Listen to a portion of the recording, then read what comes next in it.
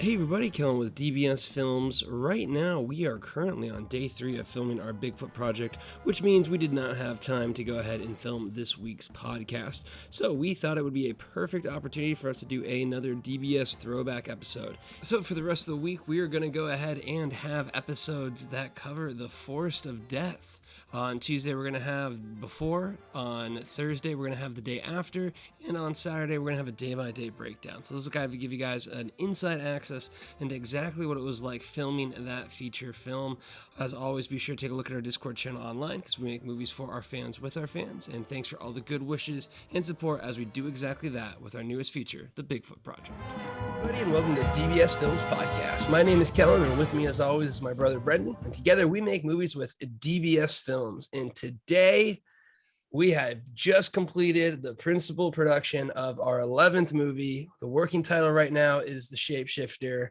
And we wanted to go ahead. You heard our podcast last week on Thursday. That was the day before. This is literally the day of.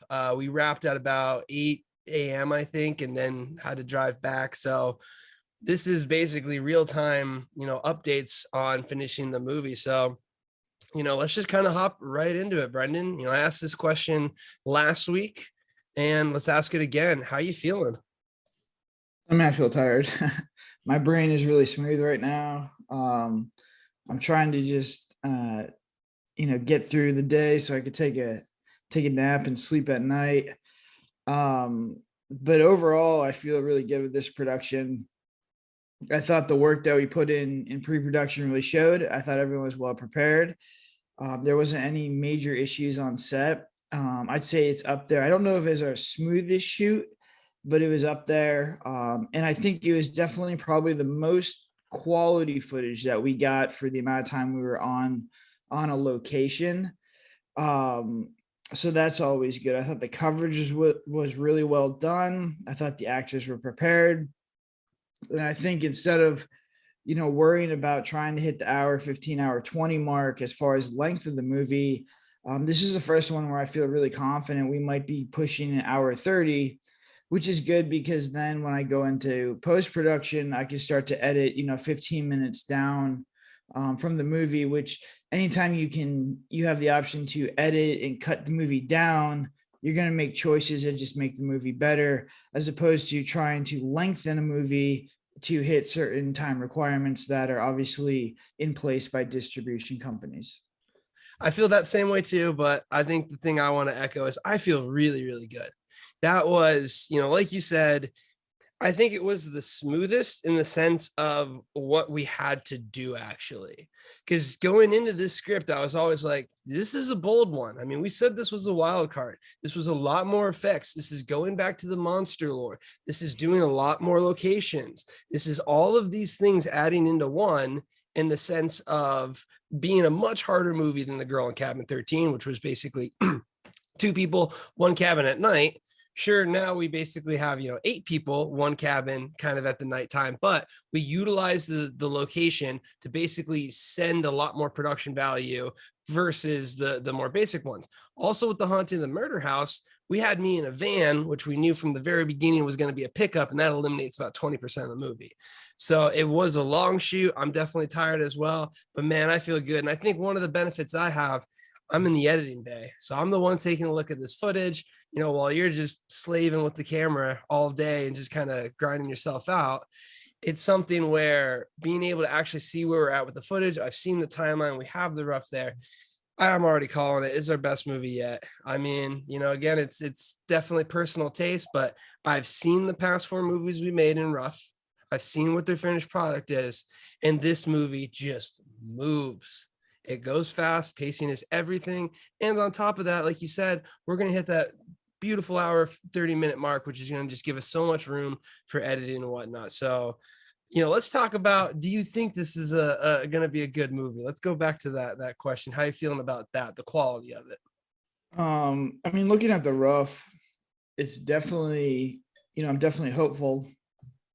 I think the difference is, just learning how to properly pace a movie. And I think that Girl in Cabin 13 was a turning point. I think we expanded that on Murder House. But Murder House is kind of a cheat because we did that movie before, which was because there's a 2.0 version of Suicide House. So we already had an idea of like pacing and what scenes worked and what scenes didn't. This was a 1.0 version of a concept. This is probably the second least confident script I've been in. The first one being Devil in the Room. So I really didn't feel comfortable at any point with this script. It took a ton of rewrites. I still think there is about a 15-page stretch of the script in the middle of it that you could essentially make or break the movie. But I don't think that's too much of an issue after shooting it. I looked at the timeline, all the pop scares hit, our beats are hitting. There's more characters in here and there's more dynamic characters. So I think it's more of a fun movie. I think the first act is a little campy. So I think people who enjoy 70s and 80s style horror movies are kind of get a kick out of this. The second act, it gets really serious. And then the third act, it just goes, goes off the rails as far as like things get really crazy. All this stuff starts happening. So we have a really good build up and lead up to a climax, which is essentially we took what we learned in Girl in Cabin 13 and that like 15-minute climax at the end with Chloe running through the woods, and we replicated it here. But I think we did possibly a much better job with it just because, we had the ability to go back and look at Girl in Cabin 13. We had the ability to, change some things up and just make it better. Yeah, I mean, I completely agree. It's something that we always say here. The most powerful thing you can give yourself is just the experience of doing the movie, because I wouldn't really say there's too much different off of the structure than the Murder House and the Girl in Cabin 13 for just kind of how the story paces and moves. But what we did is we took a basic version with Girl in Cabin 13, kind of made it a little bit more advanced with Murder House, and then to me we're continuing to take a step in that right direction, adding more characters, adding more depth to these characters, and basically understanding how the pacing works best when it comes to what works with Girl in Cabin 13, what we're seeing now with Murder House. And it really is, to me, something that I don't think we did anything different with this movie. I just think we did everything better. That's almost kind of my takeaway. Is I don't think there's anything special or unique in the sense of the story or like, what we were pulling off, but the pure tactical shooting and pacing maneuvers that we did allowed us to really kind of make a big milestone. I mean, I really do think that this is a different level when it comes to it. I'm going to go ahead. I'm going to give you credit again, because now this is your third film. This is your third film that you've basically filmed your entire self. And with that capability, I already see these shots. I'm seeing your improvement going, which is a really cool part of it. You did a fantastic job on this. And really, to me, I do think once we get that final product, we're going to be very surprised. This is something I've dealt with all of our movies. Every single time you're done with the shoot, it's like, how is it? Oh, it's going to be rough. It's going to be rough. Why? It's better to be pessimistic. It's better to understand you're going to compromise. But with that being said, I think we got a really, really good one. So I'm happy to openly talk and brag about the amazing job that you did on that one. Also, another thing I want to highlight, the cast, the crew. I think we had a fantastic team this time. I mean, realistically, we've always say we had great teams and whatnot, because it is make or break. This is not an individual effort. As much as we're doing a lot of the main tasks there, we need an entire team to come together to make this a reality. And not only did we have a fantastic team with Tyler, Chloe, Dylan, Stephanie, Roger, Reggie, and our super fan Aries, and then also myself and Alex. Of that, we had 2 people who haven't been on a DBS set. The rest was returning cast. And I think I want you to kind of talk about 2 things that really highlighted a different change to me. Having them know what our sets are like when it comes to just the filming, the pacing, how it operates. And then the second part, how we gave them, a lot more like, hey, what would your character say? What would you do? And I think that really shined in the downbeats for this production. Yeah, I think anytime, you work with an actor the second time, you just have a comfort level. And our sets are completely different than any other production that you're ever going to, witness or see. If you're an actor, you'll be shooting maybe 1 or 2 pages a day. You might have to stick to the script like it's gospel, where you come on our set, and I think we probably had multiple shoot days. I'll have to go back and look at my records, but there were probably multiple shoot days that were 15 pages long. So we're doing almost 15 times as much work in one day than you do on a normal set. So that can be daunting for actors, but if you prepare for it and you understand what it is, you can get that momentum, and you can get a real natural performance. So obviously, knowing what you're getting into and knowing how to execute and preparing yourself mentally for working on a DBS set definitely helps out. But I really just think it's the comfort level. Working with all these actors before, they kind of knew my style, they knew what I was trying to get. And usually when we start with new actors, they're very shy. They're used to just, sticking to the script, and, the character that's in the script is the character that they're going to try and portray. And I'm completely different, where as long as you're hitting the beats, in the script that I want to hit, you have freedom to change your lines and manipulate your character and try and add in different things and just give me different variations. And I'm really stressed this on this shoot is, we do 1 or 2 takes where you stick to the script and then give me like a wild card. So for example, when working with Howard Aries, who's the super fan, he came in and he was super well prepared. He knew all his lines. He knew his character. Working with him on pre-production was great. I sent him a whole bunch of clips. He watched the clips. He watched the movies. He understood his character. He had really good questions that we addressed in pre-production. So when he came on set, he just killed it. But what really was cool about working with Howard was we did the script as it was written 3 or 4 times. And then I was like, hey, let's, start to do some improv. And when it comes to improv, I'm just looking for different variations. Your job as an actor on a DBS set is to give me as much quality content as you possibly can so that I can make decisions when I'm editing the movie. Because I'm just not at the skill level now where I can see something on set and be like, that is the take that I want to use. And honestly, I don't think that's ever possible, which is why you see David Fincher and like Christopher Nolan do 40 or 60 takes. So they have that, footage when they get to editing. But back to Aries, essentially, he started improv and his stuff was just absolutely phenomenal. It was just, he took a script and he made it his own. He made the character his own. And when you're going to watch this guy's performance, you're really going to see, someone who took the time in pre-production, took the time to learn the character and understand the character and then make it their own. And when that all happens, you get a very natural performance and a very, very good performance, and a performance that, me as a director is looking for. And so I think we had a lot of that on this set where, having a comfort level of working with me before, obviously I've learned from my mistakes and my communication style has improved, but I think everyone who worked on this set, I think it was by far the best cast we've ever had in any DBS film.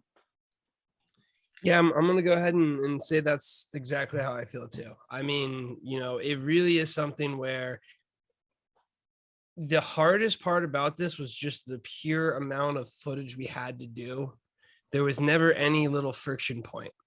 And as someone who's been through 11 movies, no matter what it might be, it could be a multitude of different things. It could be any part of the cast. It could be any one actor.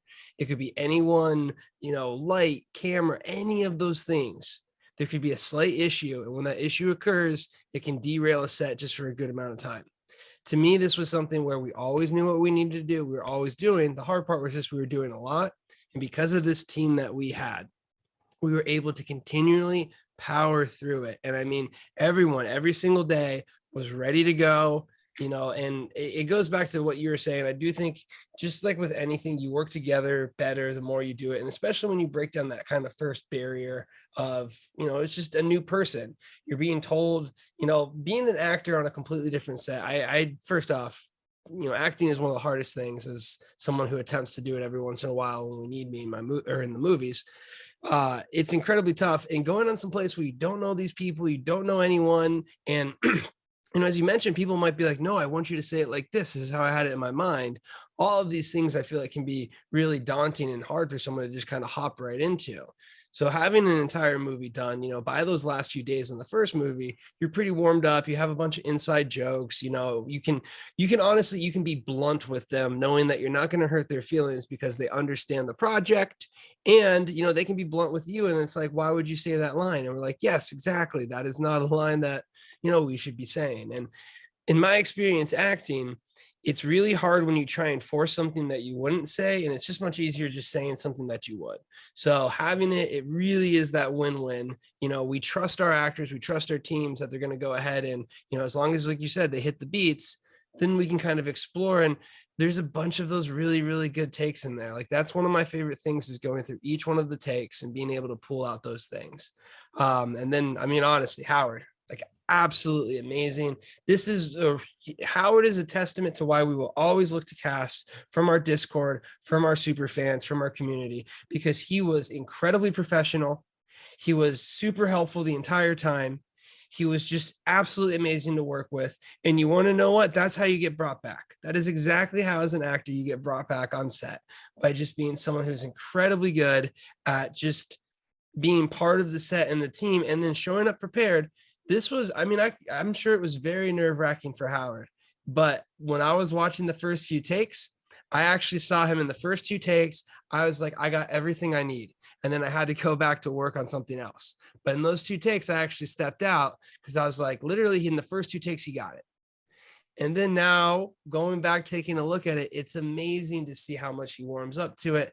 And, like you said, you can already get the actors in that range. And, with that being said, we did have Tyler and Dylan, who worked with us in The Hunt in the Murder House, Chloe, who was Sunny with the girl in Cabin 13. So, a full shoot, you're definitely very, very warmed up, in the sense of just establishing a relationship and a friendship where you can kind of have these dialogues. And that's just, again, a shout out to Stephanie, who was the new lead actress with us that we worked with, and just basically, her ability to hop on and immediately, join us, in the sense of, it's a pretty unique experience. I like to think it's fun. We try and really make it so that the momentum, and it's light on set, and those things can really help in the movie. So I really saw that being, by far the best set that we've had. We were able to accomplish a ton of things, and I'm really, really happy to be part of that team, because, man, it was something where, huge props to them. So just wanted to shout them out. With that being said, you mentioned the pre-production was something that really paid a lot of dividends going into the process. You did do a lot of additional work this time in certain areas. Walk me through kind of, how we were able to see that payoff when it comes to just how we were able to manage the workload of this production. Well, there is like pretty much three main things that I really wanted to try and work on in this production. The first was just really doing pre-production to make sure that everyone understood their character and what I was trying to get. I really wanted to make sure that if there are any issues with the lines, or if there are any issues with character development, we address these issues pretty much a month before shooting. So this was essentially 3 touches with the actors. I had the 2 Zoom meetings one-on-one. The first one just talking about top level character development. The second was talking about the dialogue for the character. And the third was the table read. A lot of the actors were local in Orlando, so we had a table read in my office. And then the people that were not local, we had a table read via Zoom. So I think that helped out a lot, because we were on the same page. In my scripts, if you ever see one of my scripts, I have comprehensive notes to myself. I have comprehensive notes to the actors. And I have comprehensive notes to myself as a DP. And I just put that all in the document so that everybody could see it. So when we do go on the, onto that shot, my concerns and what I'm trying to look for in a performance is already on the page in bold and italicized letters. The second thing I really wanted to work on, was just, working with these actors to try and get different variations on what they're saying. I think in the Murder House, we had a ton of coverage and we had a ton of, angles, which made it really good in editing.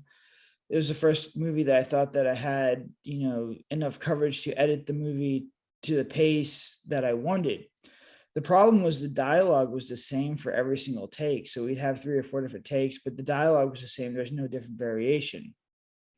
This one, made it very clear to the actors that, you know, the last 2 takes are for you to improvise. They're essentially wild cards. And this works for some actors.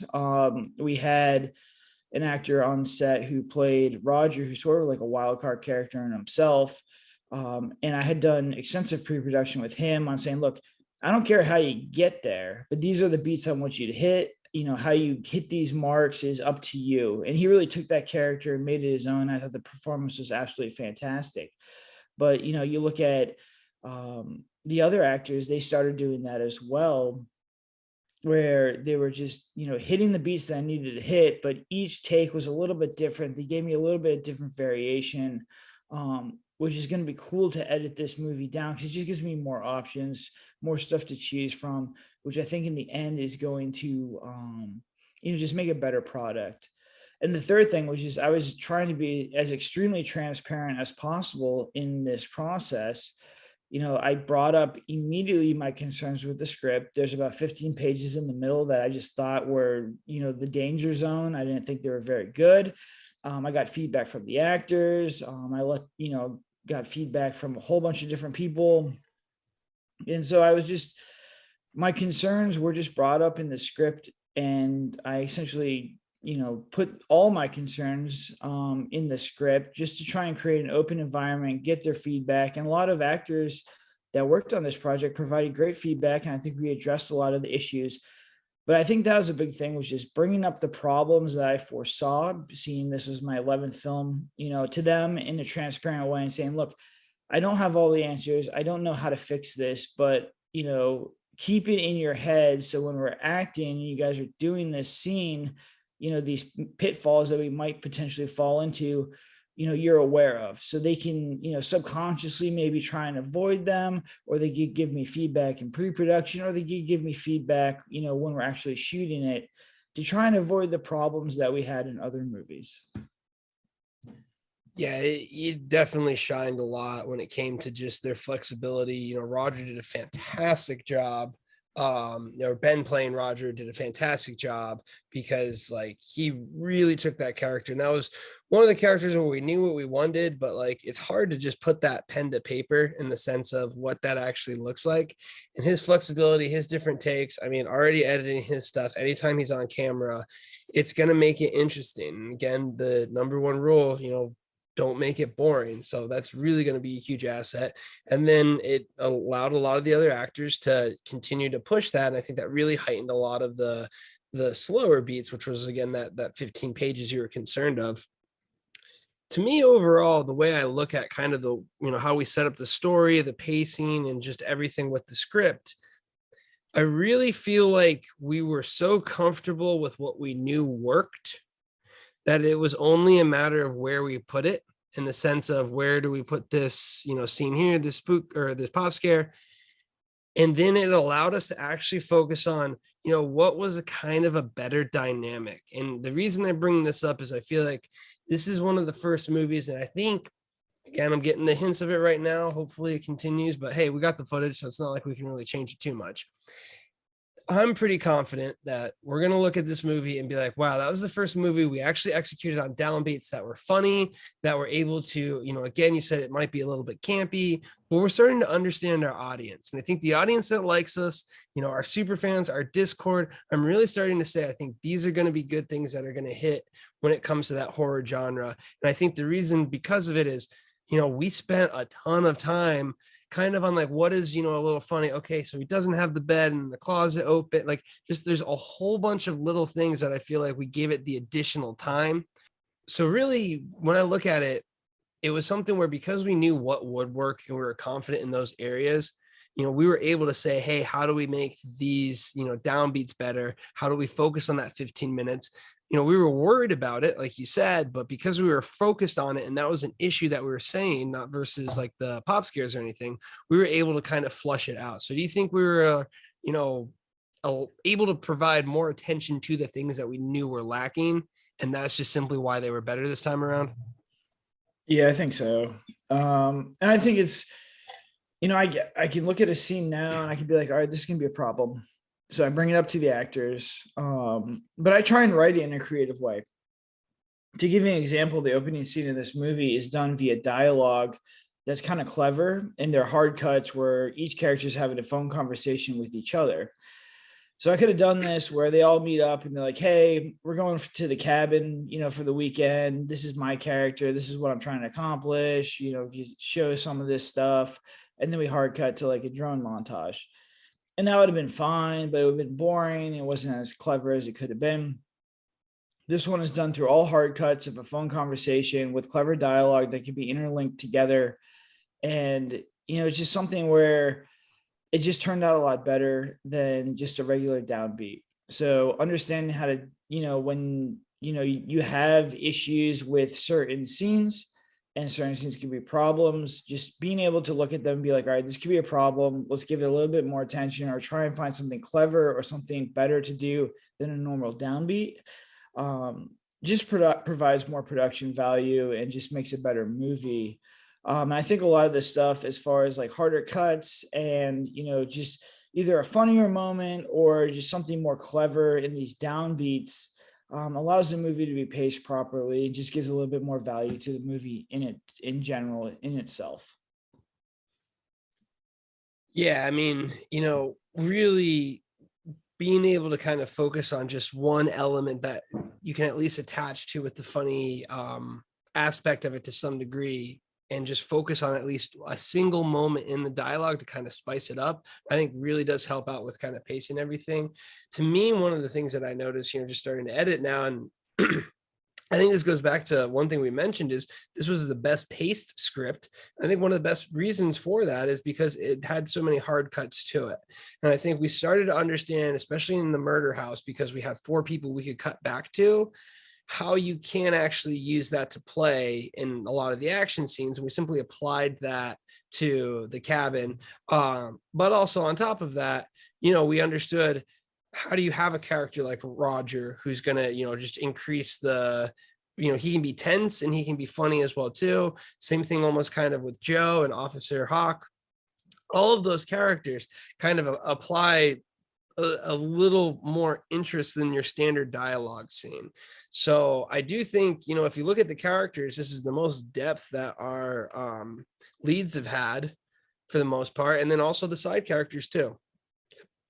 So do you think, after seeing how it's already playing off, this is going to be something that, just changes our view on how to pace a script, how to write a script? Like, I really think we're starting to see, okay, this does pay off if we do it, X, Y, or Z.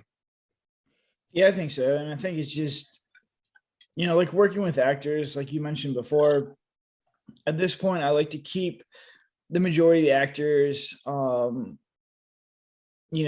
majority of actors that we use on a new production, ones that I've worked with before, and then slowly bring on new people. And I think it's the same thing with script. I'd like to use scenes that I've done before as a majority of the script, and then just kind of add new stuff in there to work with.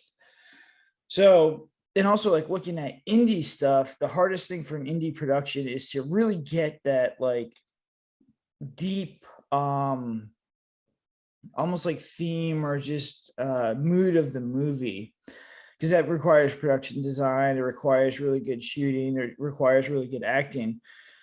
For indie productions, I almost starting to look at it now as just like, make sure it's paced properly and make sure you have funny downbeats and engaging content.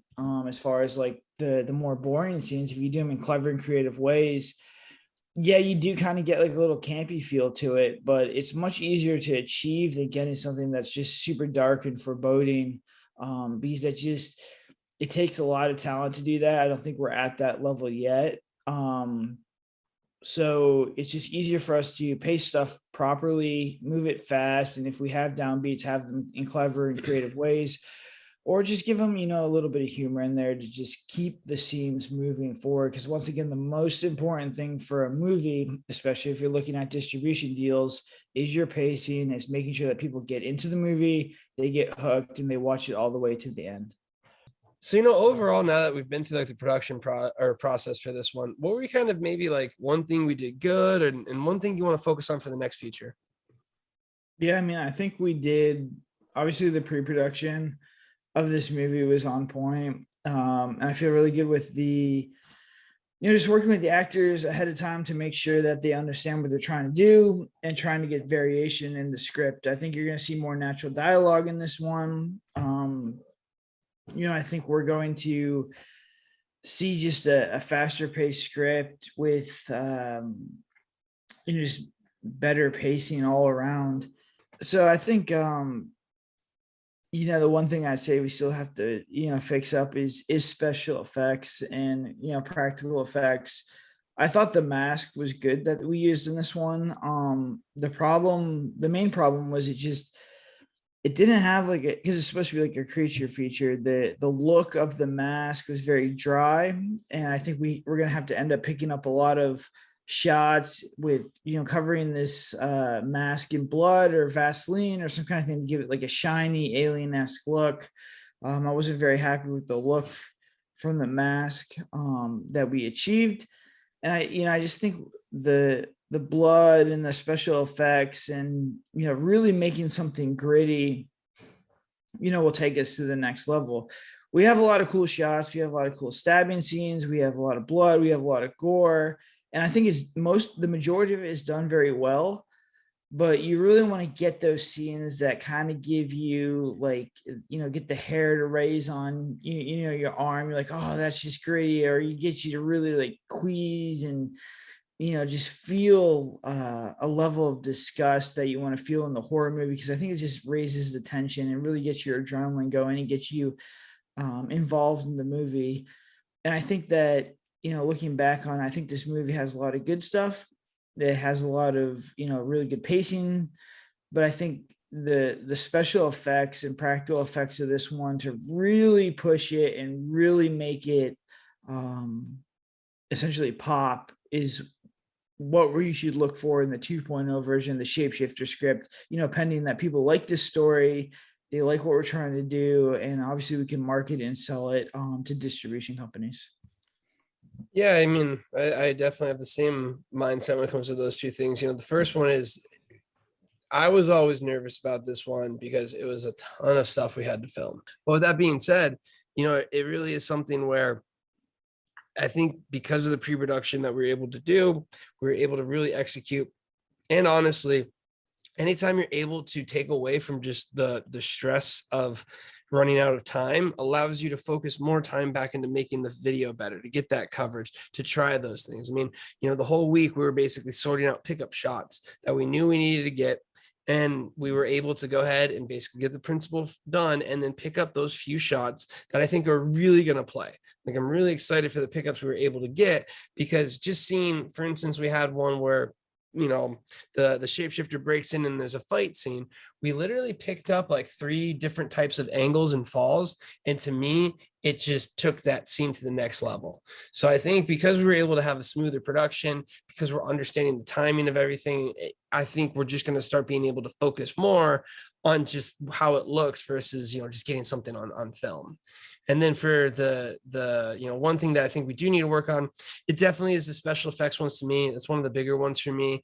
But with that being said, it's not in any way that we don't have good special effects on this one.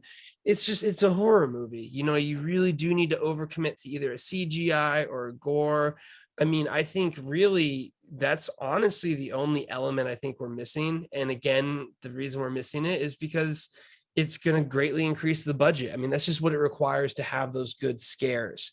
And the more, people that watch our movies and show us that it's worth it, the easier it would be to easily plug some type of, CGI or practical effect that really put the time and effort into it to get those few scenes, really take it to the next level. With that being said, I'm perfectly fine with having that being the issue, because that's an issue where as we continue to scale, we can just easily, add into it. And hopefully, we'll see the results from Growing Cabin 13, from Murder House.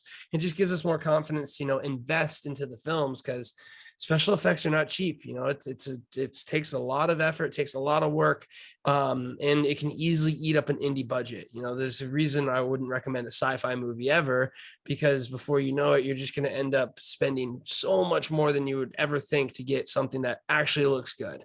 And I'm excited for that part, but I think that's something I'm going to continue to keep our mind on, and I really push us to try and do with our next movie. One thing I wanted to highlight, just kind of going through the rough side of everything, and this will probably be the last thing we touch on. I was really looking forward to how this was going to play out because of the increase in production value that I think comes from shooting in the woods. And I think it's something we learned with Girl in Cabin 13 really well. By the time we finished Girl in Cabin 13, we already had filmed, or we already had the script and everything for The Haunting of the Murder House.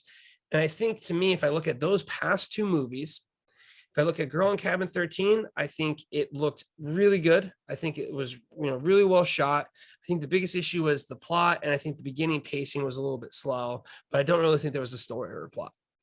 When I look at The Haunting of the Murder House, I see a movie that has a good story, it has a good plot, it moves. I'm really excited. I still think it's the best one. I still think it is a good step up from Girl in Cabin 13, but I think the big drawback with it is it's just in a dark house the whole time, and you don't really jump around. Sure, you go to the van every once in a while, but you're kind of cramped.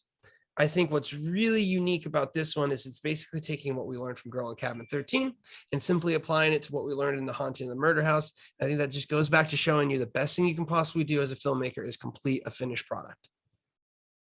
Yeah, I mean, I think the Girl in Cabin 13 looked good. And I mean, I personally spent a lot of pre-production time, studying different shots to really try and take the cinematography to the next level with this one. I thought Girl in Cabin 13, did a lot of things really well. It had a really cool cabin, had a good look to it. And I think The Murder House is a good looking movie. It just has very flat lighting because I use a lot more realistic lighting in that one, and the whole house is boarded up, so there's really not much you can do. So looking back on that one, and moving forward to this one, I was like, all right, well, I'm just gonna light this so it looks really good. And I don't think it's gonna be a good split test, because I want to see if people are like, oh, that lighting is not very realistic, because obviously, like, you're in the woods and you have to light people properly, and it's essentially the moon. But I don't think people are going to care. I think people are looking at an image and they want to see something that looks really, really good. And all of the shots in this movie are really, really good. And we took the time, even if it is one location, to essentially, we utilized the fire pit scene. We utilized the outdoor woods. We really did a good job of shooting inside the cabin to make it look dynamic. We shot in different locations. We have the front of the cabin, the back of the cabin, different rooms.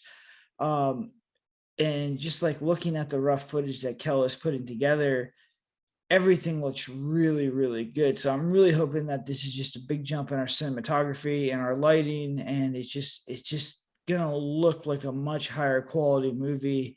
I used a lot of longer lenses. We shot this movie on the majority of the 50, which is essentially the closest thing you can replicate to a human eye. So you have like really good bokeh, you have like the blurred out background. It looks really cinematic. And I just did a lot of, pre-production time on just focus on framing and lighting, and just trying to make this, to cheat it on our budget and make it look as much like a Hollywood or a high level of production as possible, running with the 2 light setup or the 1 light setup that we usually run with, because we don't have the budget to, actually light like a whole location.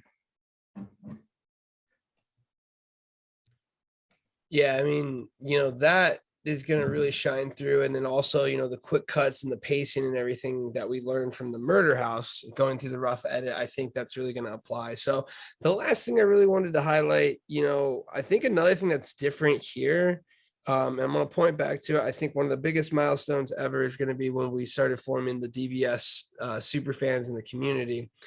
Because I think one of the most valuable things that I learned, and I'm curious to see what you think about this, from the community and the Discord, and more importantly, the reviews we're getting back from the Murder House, and also the feedback we get from TikTok is, we're not necessarily our audience. We want to tell stories, and like, we do like these movies, but there's a lot of things like you're saying, like, are people going to notice the lighting because it's in the woods? Are people going to care about this or care about that? Do you almost think you have a different mindset now? Because I really feel like after getting the feedback and after getting those things, if you would have asked me the same question about something like the first few movies, I would have said, oh, no way, that like doesn't work. Whereas now I'm like, nope, that is perfect. That's exactly what we need to do. We need to go over the top with this. We need to explain it. Like, I almost feel like we're starting to be more blunt with what our audience likes. And, that benefit comes from having the community, having the ability to have the feedback. Well, I think in, my experience with just owning and operating multiple businesses, the first step is to find your audience. Find the people that really like your product, that can give you, good feedback on your product, and essentially allows you to work with them to make a product better, so that you can essentially mass market it. And I think for the first time, we found our audience. This is the first time with like Girl and Kevin 13 and Murder House and this one, where I'm actively making a movie for the people who like our stuff and that will enjoy this movie. And is it going to be a perfect, Hollywood cinematic, beautiful movie with, these crazy lights and crazy setups? No, but it's going to be a fast-paced movie that looks good and has a lot of action in it, has a lot of cool characters in it. And, the people who like indie horror movies are going to enjoy these movies. And that's my target demographic. I love indie horror movies. I love indie horror fans. I love what's happening in the Discord. I love everyone, that's out there, supporting us. Essentially, these movies are for you. And yeah, you have my utmost respect, and I really enjoy everything that I see coming from all the community engagement. So, moving forward, the movies and the choices that I make are all for you guys. This is what we want. We want to keep this fan base, and we want to cultivate this fan base, and we want to get better, all together, all at once. That's exactly what I was looking to hear, because man, it is amazing seeing how it is growing. And like you said last week, it was kind of nerve wracking. Like, we wanted to make a good movie for them. We wanted to, make them proud that they're supporting DBS films and doing everything they do. And I'm so happy with this product that we have, because I know they're going to absolutely love it. Again, everyone has their own taste and opinions, but realistically, what we're seeing is understanding, getting that feedback, being able to cultivate it. And it really is something where, the more you guys support us, the more we want to basically make these products for you. You're the one that's making it possible for us to make movies and continue to do this. So that's really what the big shift has been for me is, it was kind of an isolated thing with, filmmaking and those things. Whereas now we're really building such a community. We have all these people. They're very excited. They already want to see this movie. And just to have that, it's super motivational. So if you want to just touch on that, how that's kind of affected your outlook. I know you're already saying, I think we can pop another one off in July, but how's kind of knowing that we're building this community and we're building this fan base allow us to basically take these risks and continue production, knowing that we might, have this baseline we can actually grow off of? Well, it gives me motivation because I can't quit. I essentially don't have an out now. I'm stuck in this, and I'm gonna have to do it for the rest of my life. But that's not a bad thing. And just give you an example of this. I drove home today. I had 3 actors in my car. We went back to my place, and the first thing that we all did, and if you're in the Discord, you'll see it. All the actors went and signed up for the Discord and started interacting with fans. And this is literally, it took us 2 hours to get home, but the first thing they started to do was sign up and start interacting with our fans because they love that community. For the 8 days or 9 days that we were on set, all we talked about was the community. But because we didn't have Wi-Fi or even a phone signal out there, they couldn't really see what we were doing. The minute they got back, they all signed up for the Discord. They followed us on all our social media stuff, and they immediately started interacting with our community. And I think that's, what Kel's built, and, everyone in the community is we're a community focused, indie horror film studio. We're not going to push you away. We're not going to be too pretentious. We're like, look, this is the process. These are the mistakes that we're making. This is what we do well. But, if you want to talk to one of the actors, hop in the Discord and send them a message. They love that. They answer questions. You can send me a message. I came back and I had a whole bunch of DMs, and I'm going through them now. And I'm answering a whole bunch of questions from fans or just interacting with people. And I think that, making movies is cool. It's a great process, but it doesn't need to be like this Hollywood elite, kind of thing where, actors are above everyone else. I'm the same as everybody else. The actors are the same as everybody else. And I value your feedback. They value your feedback. And we just really want to grow and get better together. Yep. I mean, that really sums it up well for me. And I will say this, Discord community. Wow. Talk about someone that you need to thank.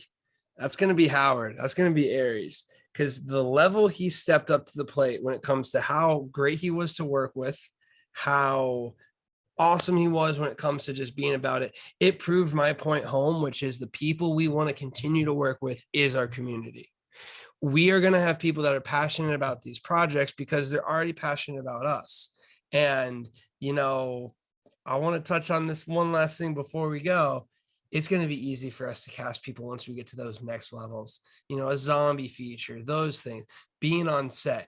You guys supporting us right now, I will never forget, because this is when we need your support. This is when we needed the support. And if you're listening to this podcast 5, 10, 15 years down the road, and who knows what's going to happen, but if we get to the level that we know we can get to, if we continue to work, and we have to work because there's no way out, like you said, we're going to make sure that we never forget about these fans, especially the ones right now, especially the fans that we work with. So, talk about real quick, just, how we're going to reward everyone that's helping us right now, because again, this is the most powerful thing, in my opinion, that we have. Well, I mean, I think Howard's just, he did such a great job, but it makes me so much more comfortable to cast from the super fans, because it just comes back to, I want to work with passionate people. Right now as an indie filmmaker, obviously we don't have the budget for, the best of the best. So give me the people who are passionate about this, who will give it their heart and soul.